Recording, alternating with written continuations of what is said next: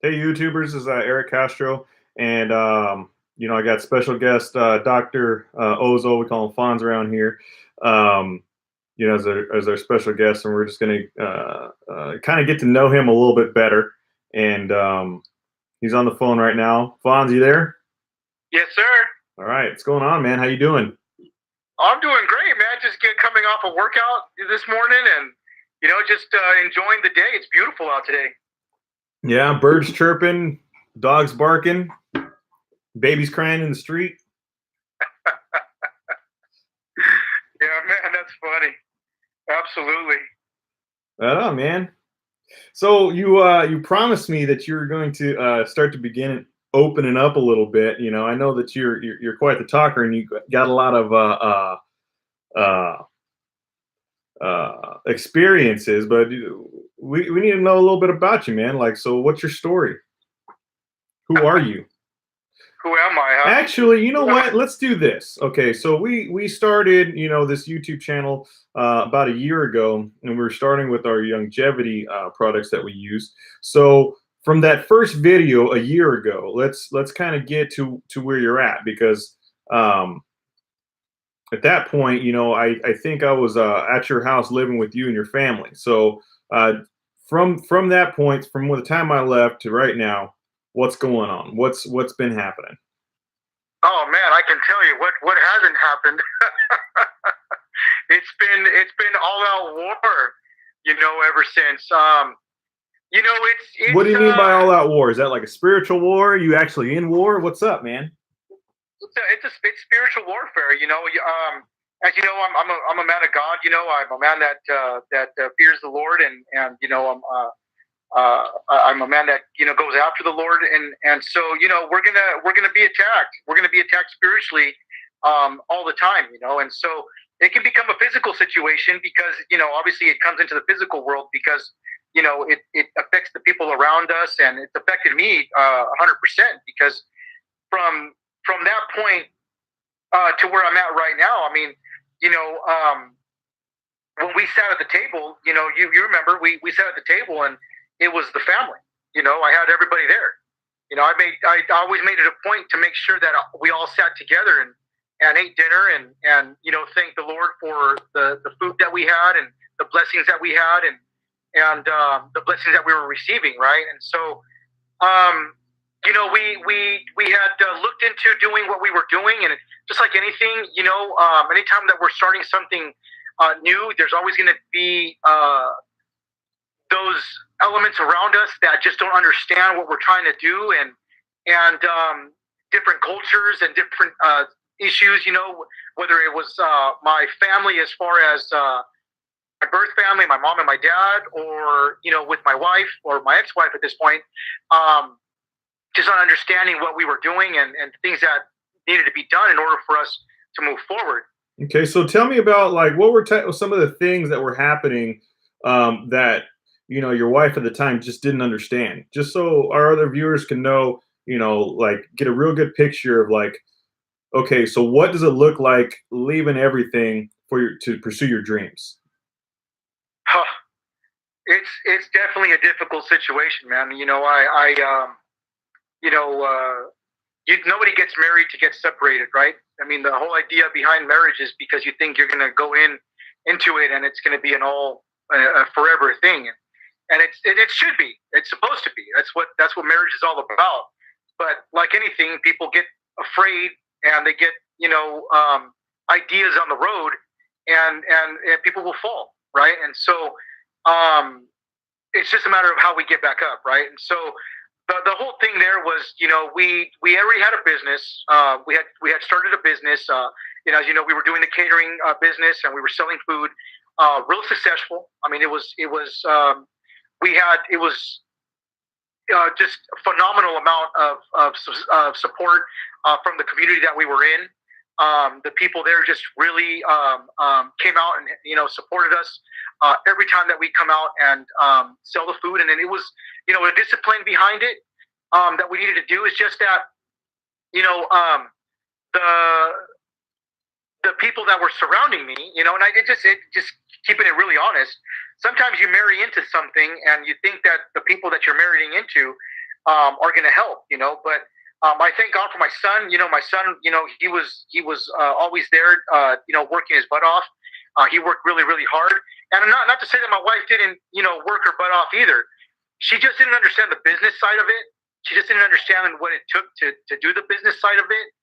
And so there was a lot of friction between her and I because of it. I had already had a business before. I had already had a successful holistic health practice before. And so when we started getting into the dynamics of what the business was and how to run the business, she was looking at it from a standpoint of a self-employed standpoint, and I was already looking at it as a B standpoint, a business owner standpoint, and I was working on trying to get us to transition from being self-employed to business owners. And so there's a lot of friction there, a lot of misunderstanding, not understanding what was, what the idea and the goal was, right? And so instead of following, there was more of fighting against me in that sense. And, a house divided won't stand. And that's exactly what happened. Okay. So I know a little bit of your story, but we're trying to get like a little bit of a timeline. So what else has been going on, man? So from there you had the catering business, and then, right. Because you and I are on the same path, like I cleaning myself up from the bottom to the top, that's why we're named this channel from the bottom, starting from the bottom from the top, or starting from the bottom at least, so like I said, I gave up everything, and I believe it was all, the God touched me, and like I had to give up everything, and just go out and start doing my thing, and just like completely cleaning up. Now the same thing inexplainably happens to you, and I know you're on the same boat, so like what happened? I know how I did it. Now tell me about how you did it. So, it's tough, right? Because, are we following God or are we following ourselves, right? And, are we doing what we want to do, or are we doing what the Lord's asking us to do as far as our mission, right? And so this is for the people that have been called, right? And so if you haven't been called, you're not going to understand what I'm talking about. But for those of us that have been called, it's for those people, and it doesn't mean that I'm special in any way. I'm probably the worst person that you can ever meet when it comes to the things that come to life, and looking at just judging me on that side of things, right? But at the same time, things will happen in our lives, and so I've always been a man that's pursued godly things, and so. So you're a good guy. I don't know. I don't think the Bible says that there's not one good person. I'm a man that's covered by His grace, and so I'll stick with that. I try my best to do everything that I can for the benefit of everybody. I do everything that I can for the benefit of everybody. I'm not greedy in that sense. You're a giver. What's that? You're a giver. You go out of your way to help somebody else out, right? I always want to, if I'm moving up, I want to move people. I want people to move up with me. I'm always, it's just like when you came into the house, right? Yeah. It's like, oh, come into the house. Great. There's no problem. There's no question about it. There's no, look, where you were dealing with your situation at that time. And it's like, all right, come on in, bro. Let's figure it out. Let's just try to figure it out, and let's keep moving forward, right? You're one of the type of guys that's willing to take on a little bit more so everybody else can be a little bit more comfortable, right? Absolutely. Okay. Absolutely. So we're kind of, I'm kind of getting the viewers an idea of who you are and where you come from. You get what I'm saying? So I see. Yeah. Yeah, no, it's just, there's some raw feelings there, right? Obviously, it's just, those things that sometimes we get hurt a little bit more because of it, but it doesn't mean that, we stop being who we are. It's who we are by nature. And we just, we live and learn, and it doesn't mean that because I've been burned 3, 4, 5 times that we stop. The Bible tells us 7 times 70, and we just continue being who we are. So we can enjoy life the way it is. And so, I had come to a realization that the marriage that I was in was a bad choice. It was a bad choice because the person that I was with just wasn't clicking with where I needed to go. It was a fight, day in and day out, and it wasn't just a fight as far as the material side of it. It was a spiritual fight as well because it's like, how hard is it to pick up a book and read so you can educate yourself, right? And I was having issues with that, and it's not saying that she wasn't a good hard worker. It's not about that. It's just you have to realize sometimes in your life that you're in a situation that you got yourself into. I got myself into this situation, and it was a mistake. It was a mistake because we didn't talk about these things before we got married. We didn't. We had small conversations about it, but on the road, the person that's supposed to be leading was leading, and the person that's supposed to be by my side was not following, and that's a problem, right? Because I was meant to lead, and as a man, we're meant to lead our households. And so, if we're going in a good direction, and the direction is a solid direction, then why fight it, right? But there's fears and everything behind it. So again, anyways, I'm dealing with this situation emotionally, internally. It's like, okay, what do I do? I have a young daughter, that we created together, and she was widowed before, and we have 2 children that I raised, 3 children altogether that we raised together. I raised them as mine. They're my kids, and so what do you do? What do you do in a situation like that? What do I do? And so what I did was I tightened up my belt a little bit. I said, I have this responsibility. The kids are first, the family is first, and I'm just going to keep pressing forward regardless of whatever it is. And if it's going to crash and burn, I'm not going to be afraid of it. I'm just going to keep pressing forward until it crashes and burns. It's just, I knew that it was going to crash and burn.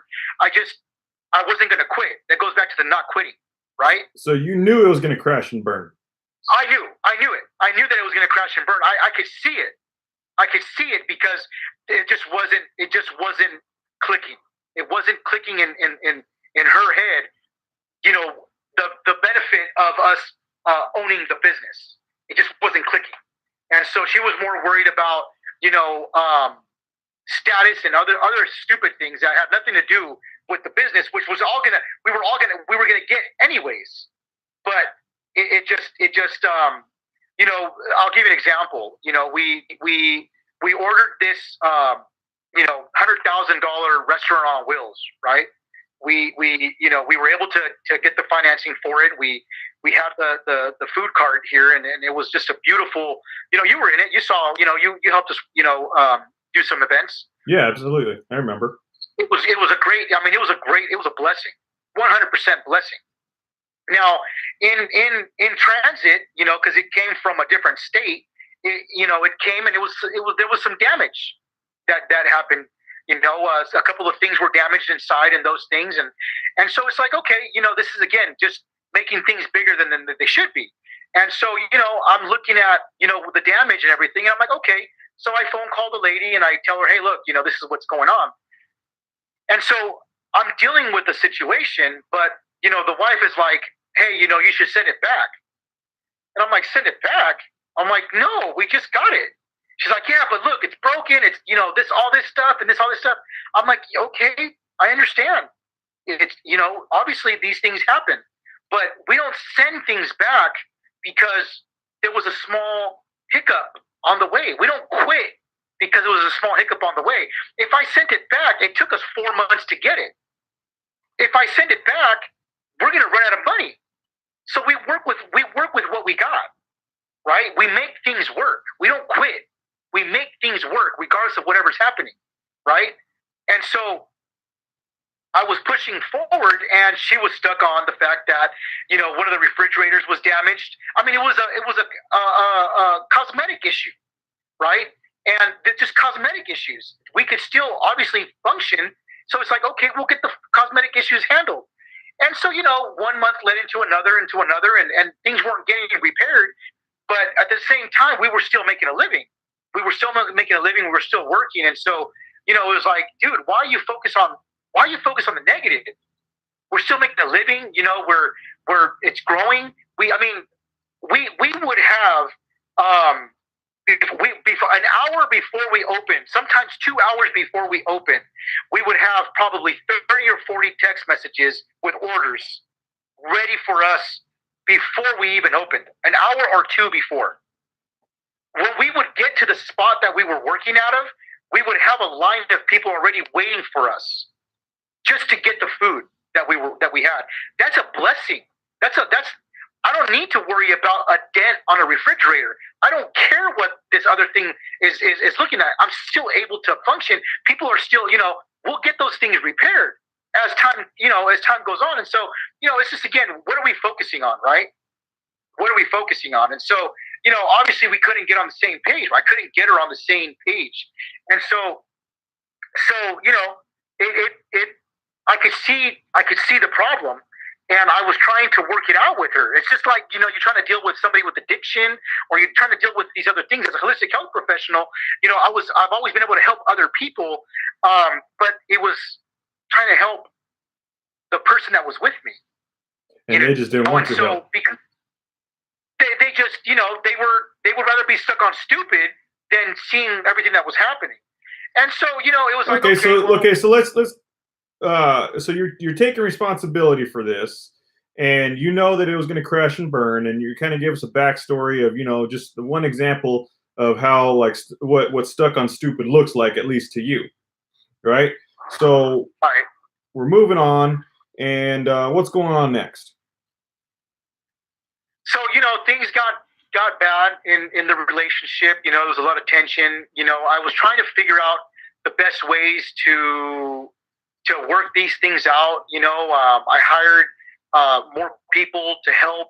I tried to eliminate, having the wife around the business. And so, that was another negative. It just kept on getting bad. I mean, it just got to a point where. Okay, so now it sounds a lot like you were just, just trying to be the people pleaser again, man. Am I getting to the right thing? Were you more worried about that business, blasting through the roof, or were you more concerned about how your wife felt about it? And be honest. Yeah, that's exactly what it was. I was trying to appease my wife and not focus on the future. Now let's say you had there's a lot of what ifs in life, right? But let's just say you had continued to focus on what you needed to focus on during the business. How do you think it would have panned out for you?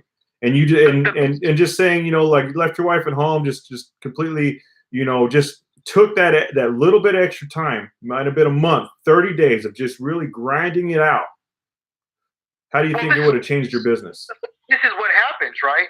We're in battle, we're in war, and in the moment, it was like, okay, well, what do I do, right? So I'm trying to figure all these things out. I'm trying to create some kind of peace, in the environment, and I'm just not getting back anything from the effort. Not the business. The business was flourishing. Had I just been stone cold and been like, all right, you know what? You got to figure your own life out, because obviously it's just not working out. And that's how I should have been. You know what? Look, we married. We love each other. If we love each other, just shut your ass up.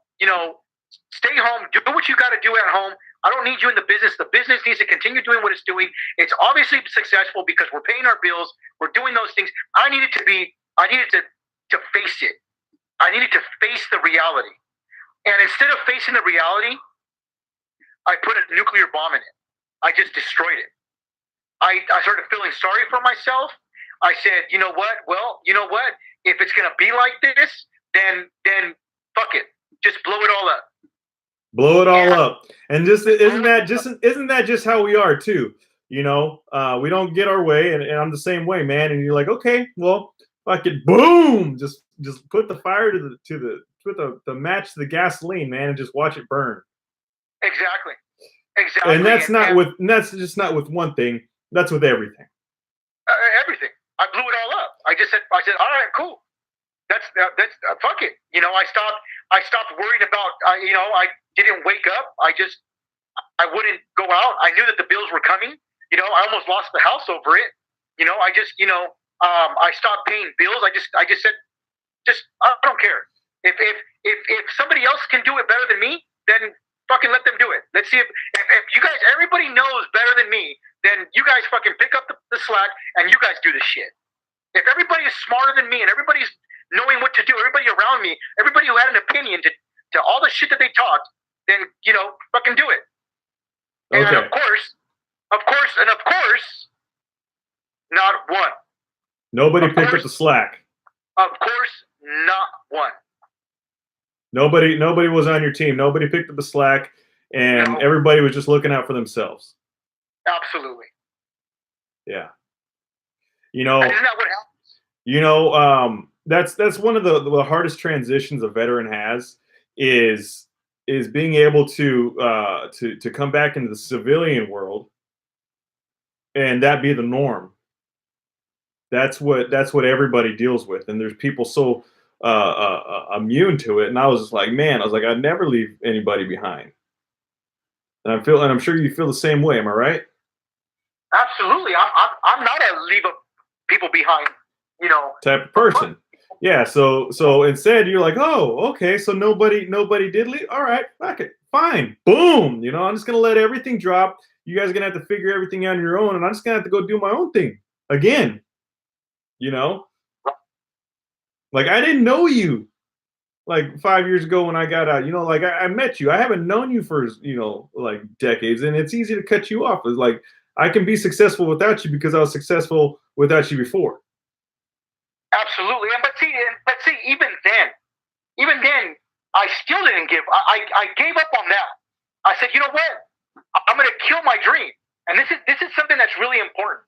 I was like, you know what? Okay, I'm going to kill my dream because I'm not a quitter like that either. But I did blow that up. But then I was like, you know what? The reality is that I still have my house. The reality is I still have these kids. The reality is that I'm still a married man. That's the reality.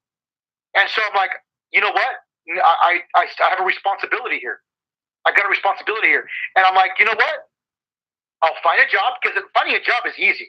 People say that finding a job is hard. That's bullshit. Because if you're finding a job, you can find a job anywhere. If you're looking for a job, you can find a job anywhere. It took me all of 1 week to get myself a job. And I remember that. It was quick, and you had started working up, and you were doing whatever it took, and you were making some good money up there in, what was it, Sacramento or something like that? Well, first I went to Beverly Hills.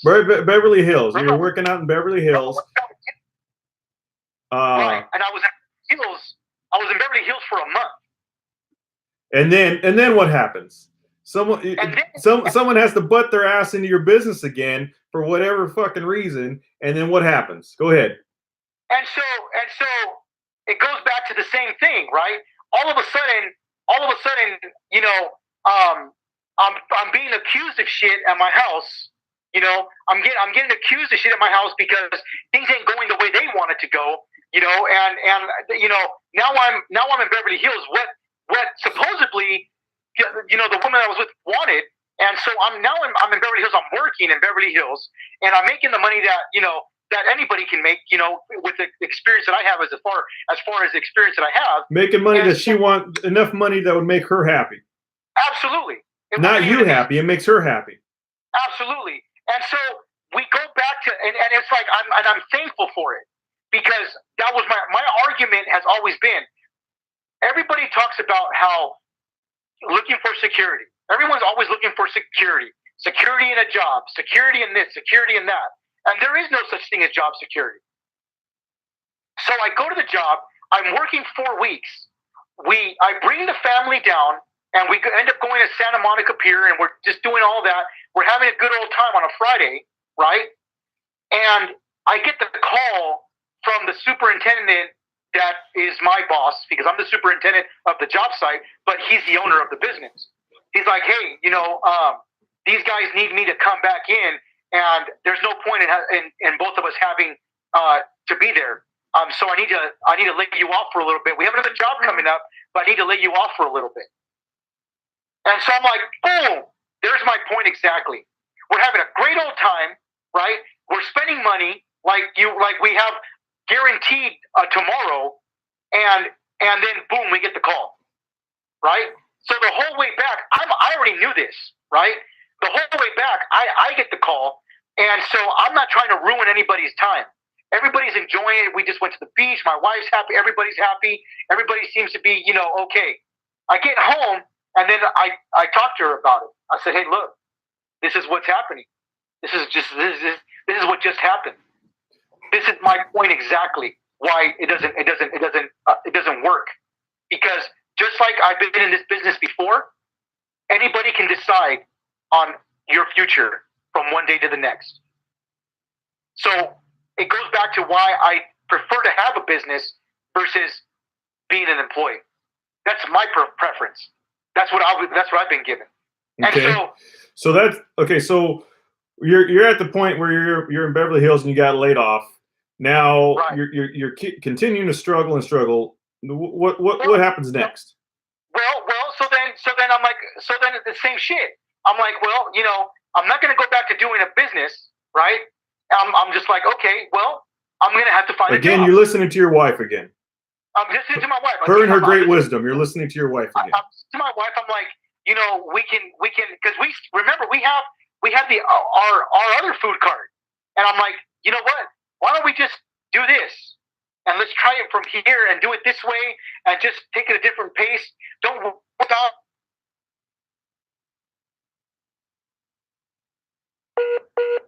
All right, we lost Fonzie there. For a second. Oh, so I'll okay. take care. Go ahead. No, are you back? Yep. You're back? Yep. I'm sorry, I got a call. So anyways, so I'm like, you know what? I'll do the business from home, and we'll take it real easy and do it like this, right? And so remember, you helped me with that too. I sure did. Yeah, you were there, and what happened? Within a week, just boom, we were busy, right? Yeah. People just came right back. So business is not the problem, right? Business and doing what we were doing is not the problem. But then again, I'm getting issues from my wife, because of one thing or another, and it's like, okay, you know what? I'm done with this whole thing, right? You needed to get back to doing what you were doing, right? Remember, you needed to leave, and I'm like, you know what? That's fine. I'm just listening to my wife again, and I went and I applied for a job. And a week later, it sounds like the problem is the problem. It sounds like the problem is, your wife wants you to take the lead, but then once you take the lead, it's not fast enough, or it's not quick enough, or whatever, and then she gets pissed off again and threatens to leave, and then that puts all your shit on hold. Right. Okay. So, but this time I know that what had really happened. So this time you're like, okay, well, I'm going to continue doing my thing, and then what happens? So then I end up going to the Northern California, right? And again, it's just answering the question: does the money matter? I pick up a 3-digit job, right? So I'm making a huge amount of money, right, for my services, and I'm up there and I'm working, and so I'm like, you know what? Okay, the whole thing with she doesn't love me, blah blah blah blah blah blah blah. I'm like, all right, cool, it's fine, it's not a problem. I'm gonna take care of the situation at home. I'm gonna take care of the bills. I'm gonna take care of all those things, right? Not a problem. Then that's the question. I deposited 90% of my check into the bank account, and I kept $100 a week for myself. I don't need more than that. I'm fine. And so I was. All right, that. Fonz, I'm going to cut you off right there. It's been about 30 minutes. We're going to pick this up on the episode 2, or okay. Sorry, a part 2 of this, and then all right, YouTubers. All right.